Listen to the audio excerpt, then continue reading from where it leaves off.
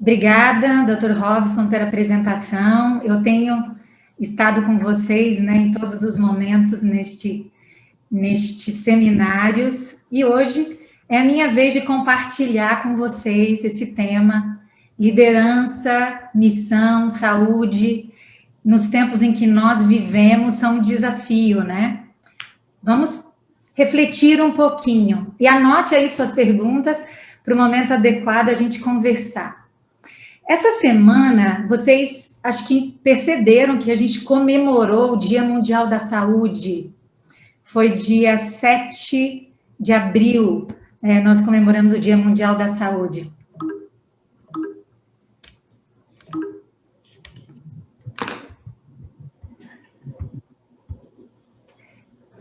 Eu queria começar lembrando o que a Igreja Adventista reconhece como Ministério da Saúde. O que ele entende que é a missão da Igreja em relação à saúde? Primeiro, o principal desafio da Igreja, a principal responsabilidade da Igreja é pregação do Evangelho. Revelar Cristo ao mundo. E quando a Igreja entende esse desafio, ela entende que o ser humano precisa ter a sua dignidade preservada. Então, o ser humano, quando a gente fala em dignidade, a gente fala em realeza, em coisa nobre, uma pessoa digna. Todos nós somos dignos diante de Deus, temos valor. A Igreja Adventista também reconhece cada ser humano com um tremendo valor, como um filho de Deus. Então, a Igreja reconhece que nós precisamos ensinar, falar do que é saúde para as pessoas que estão doentes, para as pessoas que não estão doentes. Precisamos pensar em projetos relacionados à educação em saúde. Precisamos pensar em projetos que façam relação do estilo de vida com a saúde, da maneira de viver, todos os aspectos relacionados à nossa maneira de viver com a saúde. O que a Organização Mundial de Saúde entende por saúde? Bom, ela diz que saúde é o mais alto estado do vigor mental e físico, estado de equilíbrio e completo bem-estar físico, mental e social. Se vocês perceberem nessa definição da Organização Mundial de Saúde, a gente também tem a visão cristã, o ser humano visto de uma forma holística. Nós temos várias dimensões, a dimensão física, espiritual, social e mental. Se um ser humano não está bem em um desses aspectos, ele não tem a sua saúde, seu bem-estar completo, ele não está com a sua saúde completa. Então, é muito importante que a gente entenda que o ser humano é extremamente complexo, que tem todas essas dimensões envolvidas. Se você tem um pequeno desconforto, por exemplo, se você está com uma unha encravada, pequeno detalhe, parece pequeno, está afetando todo o seu corpo. O ser humano é assim, ele é um todo e precisa ser visto dentro deste conceito holístico. Deus, quando planejou o ser humano, lá no Gênesis, a gente vê todo o relato bíblico da criação. No princípio, Deus tinha um plano. Deus planejou cada detalhe. Planejou como seria o ser humano. O ser humano foi planejado para ser a imagem e a semelhança de Deus. Deus pensou que o ser humano deveria ter atributos que só ele tem, atributos divinos. Deus nos deu raciocínio, Deus nos deu racionalidade, Deus nos deu a oportunidade de elaborar pensamentos, um atributo especial da raça humana. Deus deu para a gente um planeta antes do pecado perfeito, um jardim. Esse jardim tinha os princípios de saúde todos embutidos ali. Primeiro, a presença constante de Deus no jardim. O homem tinha uma comunicação direta com Deus. O homem tinha trabalho. Ele tinha o domínio e a soberania do ambiente que ele vivia. Ele tinha a responsabilidade de cuidar de todo o planeta. Ele deveria ser responsável por tudo isso. Ele deveria ser mordomo. Mordomo é aquele que cuida de uma coisa que não é sua. O ser humano tinha toda a oportunidade de se desenvolver ali, de ter contato com outras espécies, de ter contato com todo o reino vegetal e animal e ter responsabilidade sobre isso. O ser humano não estava sozinho. Deus fez um casal e eles estavam ali com a missão de crescer e multiplicar. Por que eu estou falando tudo isso? Depois do pecado, as coisas mudaram um pouco, mas os princípios mudaram muito, na verdade. Mas os princípios estão estabelecidos lá no Éden. Se a gente tem dúvidas do que seria o melhor para nós como saúde, a gente pensa no que foi planejado.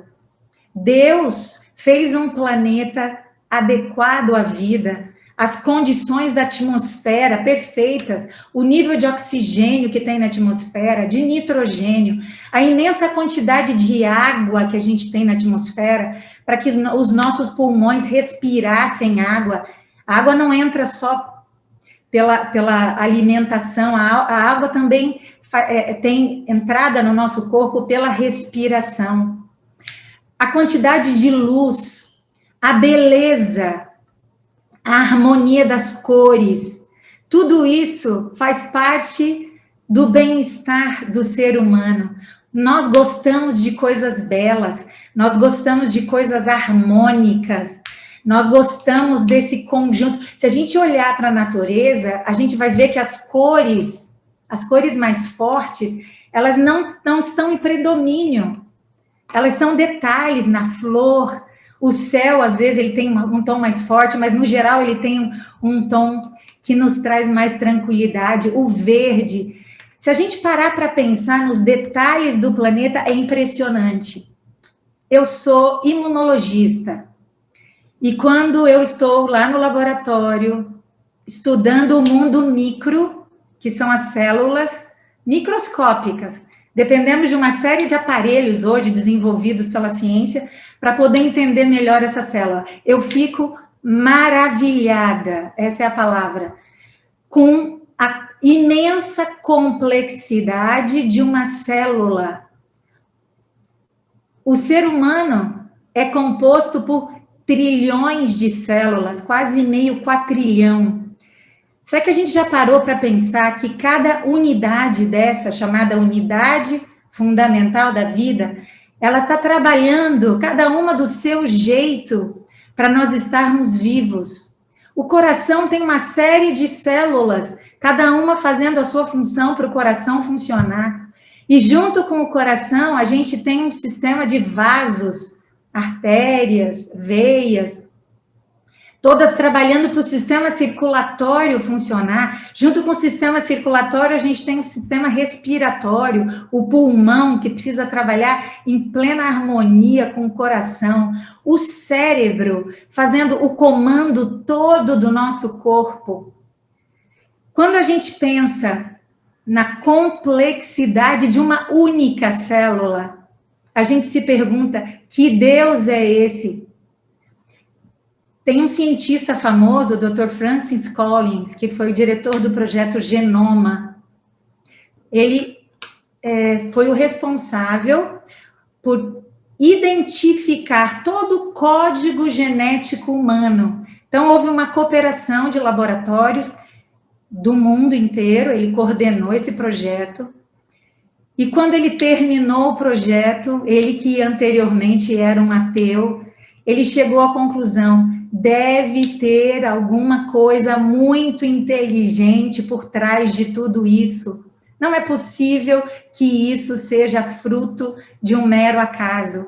E aí vem o pensamento das pessoas que acreditam no design inteligente. O design inteligente é: bom, eu não sei o que, mas tem uma força muito superior, tem um idealizador, tem um arquiteto, tem alguém por trás dessa complexidade, dessa maravilha que é o nosso planeta e todos os seres vivos que compõem, especialmente a obra-prima da criação, que é o ser humano. Nós cristãos, nós adventistas, nós sabemos como é que tudo isso aconteceu. Nós sabemos que Deus fez esse planejamento. Nós sabemos que cada detalhe foi planejado, foi idealizado, não somos frutos do acaso. Deus é o nosso Criador. Ele tem tudo na cabeça dele, ele tem um manual de instruções. E ele colocou isso no relato bíblico. As escrituras sagradas nos dão a certeza de que ele é o nosso Criador e que ele é o nosso mantenedor, ele que mantém tudo isso acontecendo, tudo isso sustenta tudo isso, e acima de tudo, ele sabe o que cada um de nós precisa. Ele planejou a cada um de nós. Então, é importante que para nós, seres humanos, nós tenhamos a compreensão que existe um contraste entre nós, que somos humanos, temporais e no mundo de pecado, finitos, e um Deus eterno, divino e infinito. Ele existe acima de tudo. Ele é um ser único. E ele é o responsável por tudo isso. O ser humano precisa entender isso. O ser humano foi criado. Ele tem na sua natureza, no seu gene, no seu DNA, essa necessidade de reconhecer um ser superior, um ser transcendente. E é importante que nós, seres humanos, sejamos capazes disso. Nós não somos autossuficientes, nós somos criaturas dependentes. Para começar, nós não somos nem dependentes para criar o nosso próprio alimento. Os vegetais, os seres vegetais, são capazes de fazer uma reação chamada fotossíntese, em que ele converte uma energia luminosa em matéria orgânica, em moléculas de glicose. O ser humano absorve isso, produz a sua própria energia. O ser humano é totalmente dependente, por exemplo, dos vegetais. O nosso planeta, ele precisa viver numa completa harmonia, senão nós, seres humanos, não conseguimos sobreviver. A gente está vendo aí as consequências, muitas vezes, do nosso descaso e o desmatamento, o desequilíbrio que isso traz, por exemplo, com o ciclo da água, a diminuição da água na atmosfera, a diminuição do volume de chuvas, ou aumento, as chuvas de maneira desequilibrada, as coleções de água doce, que são uma pequena porção do planeta, né? A gente tem muita água no planeta, 2/3 do planeta é água, mas desses 2/3 do planeta é água, uma pequena porcentagem, cerca de 2% é água doce, e a gente não se preocupa com isso, a gente tem um certo descontrole disso. O ser humano tenta ser autossuficiente, mas ele não é. O ser humano tem... A ciência já provou que existe um gene de Deus, mostrando que somos dependentes, necessitamos de um contato com o transcendental. Fomos criados para essa comunicação direta com o transcendental. Então, fica aqui o desafio para nós reconhecermos. precisamos entender que existe esse contraste. Quem Deus é e quem nós somos. Esse Deus, ele é antes de tudo, ele é único e é a causa de tudo mais. Então, é muito importante que nós tenhamos essa consciência. Deus tem o controle da história. Nesse momento de crise, a gente, às vezes, tem a tendência de se esquecer disso. Por que que a gente está perdendo pessoas queridas? Por que que estamos enfrentando tantas necessidades? Por que que Deus permite isso? Vem esses questionamentos à nossa mente. O professor Robson colocou bem claro ali qual deve ser a postura de um líder em momentos de crise. Mas se nós tivermos consciência do poder e da sabedoria de Deus, isso vai trazer tranquilidade ao nosso coração. Por que Deus permite isso? Ele tem o controle da história. Ele sabe o que é melhor para cada um de nós. Ele permite que as coisas aconteçam. E como filhos de Deus, a gente precisa reconhecer isso. Outra coisa importante, a nossa mente é finita. A nossa mente, principalmente com o pecado, ela tem limitações para entender, por exemplo, o infinito. Ela tem limitações para entender, de fato, a grandeza de Deus. Quem é esse ser onipotente, onipresente, onisciente? O que é isso? A gente sabe na teoria o que é isso, mas de fato, o que a gente consegue entender? É por isso que eu faço um pedido especial aqui. Quando nós formos abrir a palavra de Deus, temos que ter uma atitude de humildade, uma atitude de reverência. Quem é esse Deus? Ele diz, eu sou, né? Ele é o grande eu sou. Ele decidiu nos criar com pensamentos, somos capazes de elaborar pensamentos. Ele nos deu razão. Tendo razão, nós temos que ser capazes de reconhecer essa autoridade superior a nós mesmos. E com as nossas emoções e com a nossa razão, a nossa inteligência, nós precisamos nos curvar perante o nosso Deus. Precisamos reconhecer quem Ele é. Eu queria lembrar aqui, vocês já ouviram muitas vezes sobre isso, mas não podemos nos esquecer, quando falamos de saúde, que acima de tudo, Deus é amor. Deus é amor. Ele não ama.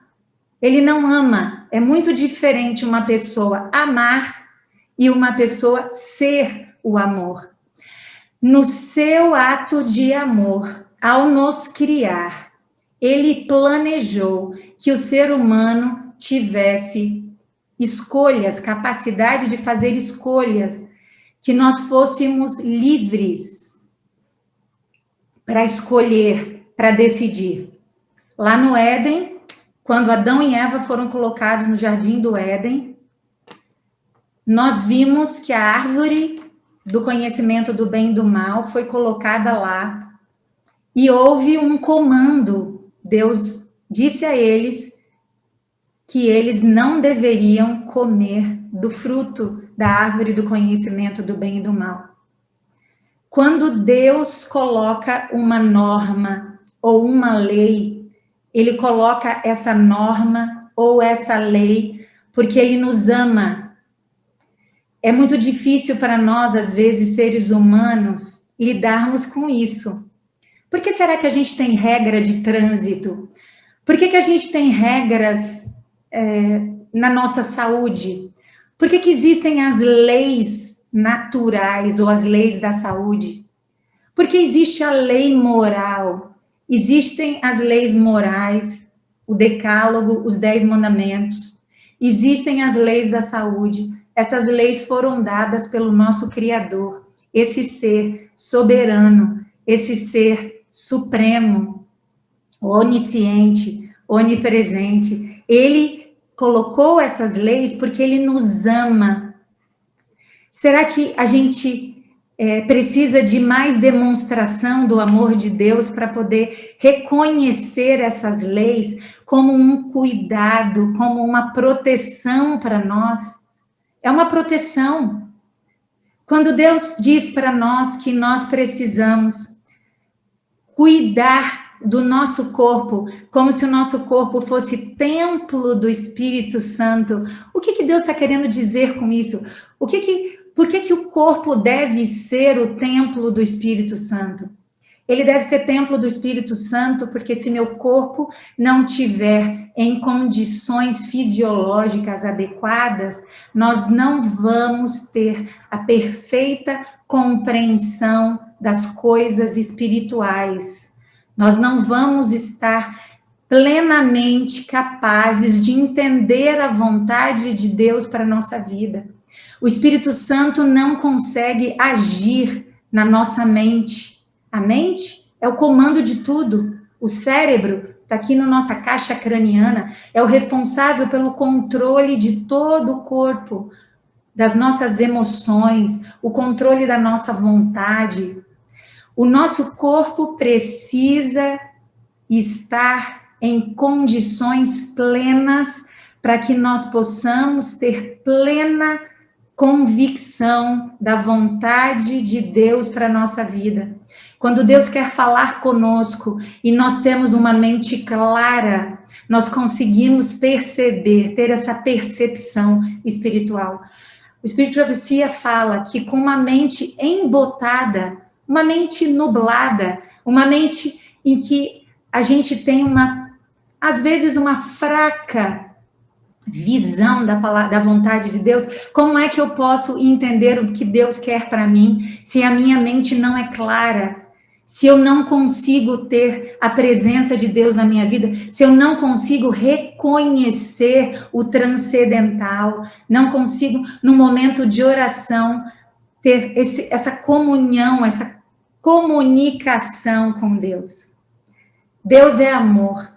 Deus tem compaixão por nós. A gente precisa ter certeza de que, se formos obedientes à vontade de Deus, isso só trará benefícios para nós. Deus não coloca leis, qualquer lei, sejam elas as leis morais ou as leis naturais, para cerceamento de liberdade. Deus coloca como um ato de proteção. Deus coloca essas leis como um ato de cuidado, de amor, de compaixão. Uma coisa importante, o que é liberdade? Liberdade é cada um de nós ter a condição de exercer temperança, de exercer o completo controle da vontade. Quando eu entendo isso é uma coisa muito difícil, ser temperante. Vou dar um exemplo. Nós temos normalmente uma agenda muito lotada, né? Temos compromissos, temos obrigações com o nosso trabalho, com a nossa família. Temos uma série de compromissos a cumprir. Mas nós sabemos que nós precisamos ter um corpo em movimento. Nós dependemos do exercício físico. O nosso corpo não foi feito para ser sedentário, para não ter movimento. O ser humano foi criado para trabalhar num jardim. Nesse jardim, ele teria ar puro, ele teria o sol, a luz solar de dia o tempo todo para ele. Ele teria plena condições de ter a vitamina D tão importante. Ele teria condição de ter a presença de Deus constante ali. Ele não teria o corpo parado, ele teria uma função braçal ali, um trabalho de movimento. Quando nós não conseguimos encontrar tempo para o exercício físico, quando nós encontramos uma série de argumentos para justificar por que eu não consigo me organizar para fazer o exercício físico, eu não sou verdadeiramente livre, eu não tenho pleno controle da minha vontade. Eu não sou verdadeiramente livre. Vou repetir aqui. Jesus, quando esteve aqui na Terra, ele deu o exemplo a cada um de nós. Ele deu um exemplo de amor, deu um exemplo de compaixão. Ele procurava atender a necessidade das pessoas. Ele procurava atender às suas necessidades. Em vários momentos, ele escolhia estar recluso, tirar momentos de comunhão com Deus para renovar suas energias. Ele, quando ele esteve aqui, ele mais curou do que pregou. Ele mais atendeu a necessidade das pessoas na sua saúde, entendendo que isso é uma necessidade básica. Ele atendia a necessidade básica, depois ele trazia o alimento espiritual. Isso é que um líder deve fazer também. Tratar as pessoas com amor.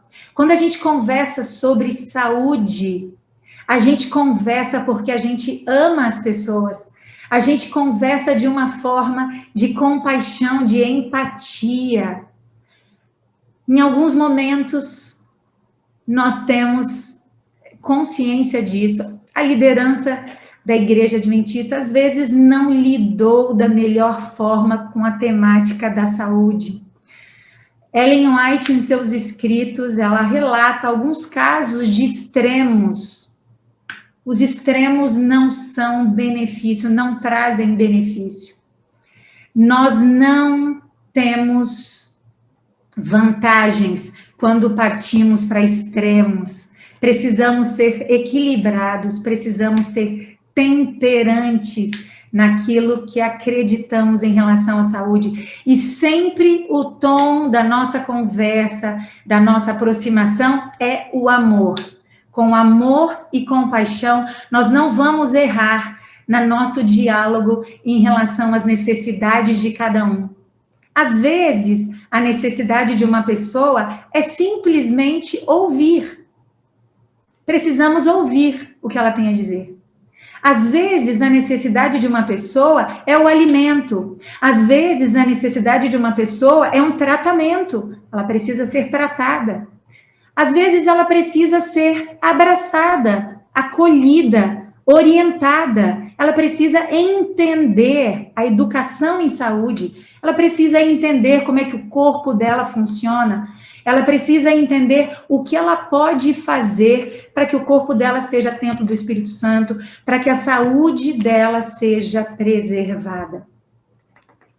Então, eu quero terminar essa primeira parte relembrando aqui. Deus quer que tenhamos vida em abundância. Quando Ele coloca para nós princípios de saúde, os remédios naturais, orientações sobre saúde, primeiro, vamos nos lembrar do que Ele planejou para nós. Quando a gente tiver dúvidas do que é melhor para nós, pensa no que Ele planejou para nós. Ele planejou para nós morarmos num jardim. Primeiro, a presença de Deus constante no jardim.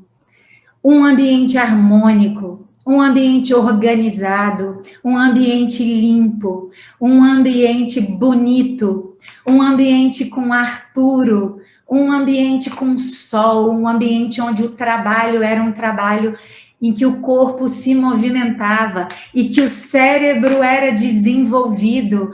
As funções que o homem iria exercer no planeta Terra não seriam só braçais, ele teria todo um desenvolvimento mental também. Ele não estaria sozinho, teria o relacionamento de outros seres vivos e principalmente de outros seres humanos. É isso que nós precisamos ensinar quando estamos pregando o Evangelho. A mensagem de saúde tem uma poderosa função de ser uma cunha, como Ellen White cita, uma abertura. Ela nos dá uma oportunidade para a pregação do Evangelho. Eu tenho tido oportunidades de falar de saúde nos mais diversos ambientes. Aqui no Brasil, já fiz projetos de saúde em comunidades das mais diversas, em tribo indígenas, comunidades ribeirinhas, falando para pessoas de alto grau de escolaridade, pessoas com baixo grau de escolaridade. O que a gente consegue perceber? Você conversando sobre saúde, você tem uma enorme oportunidade de entrar com o tema da pregação do Evangelho, apresentar a Jesus. É uma oportunidade imensa. Às vezes a gente não acredita nisso. Eu fiz missão também, várias missões fora do Brasil. Vou contar rapidamente algumas experiências que eu tive. Eu fiz missão, uma das missões no Chipre. O Chipre é uma ilha no Mediterrâneo. E eu percebi que a própria igreja, a igreja adventista lá, ela tinha dificuldades, muitas vezes, de entender o benefício que é projeto de saúde para a pregação do Evangelho. E quase que a gente teve que convencer a igreja de que nós teríamos uma imensa oportunidade se nós fizéssemos projetos de saúde como feiras de saúde. Foi inacreditável o resultado que nós tivemos. As pessoas que nunca tinham entrado nos centros de influência, que são espaços que a Igreja Adventista tem, elas vinham querendo conversar com a gente. No Chipre eu era a única conselheira. E eles terminavam perguntando para mim, mas vocês vão me convidar de novo para vir aqui? Vocês vão conversar comigo de novo? Vocês vão me chamar mesmo para conversar? Falei, não, nós vamos te chamar, sim. Se eu não estiver aqui, alguém vai estar aqui para conversar com você. Uma experiência riquíssima. Pessoas com alto grau de escolaridade, pessoas que a necessidade dela não é financeira, a necessidade dela é uma oportunidade de conversar. Isso é o ser humano, não importa se ele tem escolaridade ou não, se ele tem dinheiro ou não, se ele mora num país desenvolvido ou não, a saúde é uma tremenda oportunidade. Na Albânia, um outro projeto que eu participei, nós fizemos um projeto grande na praça. E aí, a igreja local também não tinha muita expectativa em relação ao projeto. Nós começamos o projeto e as pessoas começaram a chegar. E a gente começou a não dar conta de atender. Era verão, o sol estava se pondo tarde, quase 10 horas da noite. Eu terminei fazendo aconselhamento. Em alguns momentos as pessoas não entendiam inglês, então eu tinha que falar inglês e tinha que traduzir para o albanês. Terminei com uma roda de pessoas no escuro, com a luz do meu celular, orientando as pessoas e as pessoas perguntando, às vezes até disputando. Não, deixa eu perguntar, deixa eu falar. Mas que bênção, vocês vêm de outro país aqui conversar com a gente. Então, essa é uma experiência que todo mundo que trabalha com saúde vivencia. E os beneficiados são os próprios voluntários. Aí vem uma atitude de gratidão. Gratidão no coração, porque o voluntariado, ele traz isso. Somos gratos pela mensagem que temos. Somos gratos pela oportunidade que temos, que através da saúde nós podemos compartilhar Jesus, podemos falar de Jesus. Eu vou interromper os slides agora.